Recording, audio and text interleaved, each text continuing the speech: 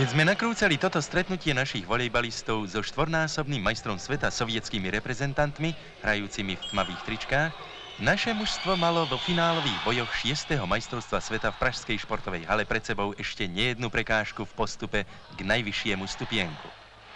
Toto dramatické 5-setové stretnutie, ktoré trvalo 2,5 hodiny, bolo jednou z nich.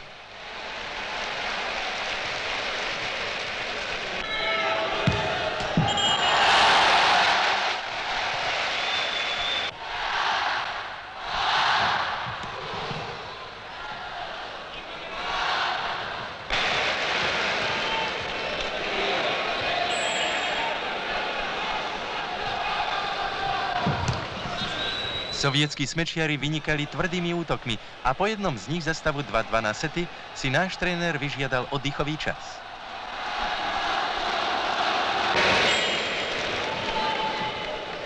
Naším prišiel k duhu a rozhodujúci set vyhrali vo veľkom štýle 15-4 a tým aj celé stretnutie v pomere 3:2.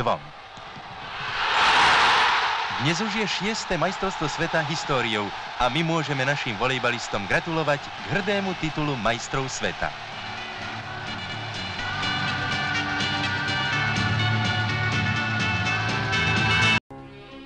Na Pražskom hrade prezident republiky súdruh Antonín Novotný prijal našich športovcov nových majstrov sveta. Volejbalové družstvo mužov a gymnastické družstvo žien. A teraz si predstavte naše prekvapenie. Vieru Čáslavskú sme tam nevideli. Vracala sa z exibičného vystúpenia v Londýne a z letiska mala prísť rovno na hrad.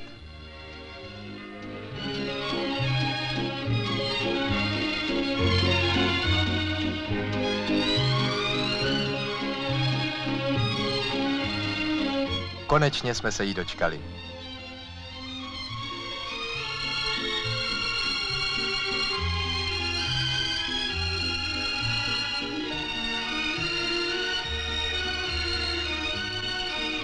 Věra Čáslavská, olympijská vítězka, mistryně Evropy a teď tedy i mistryně světa.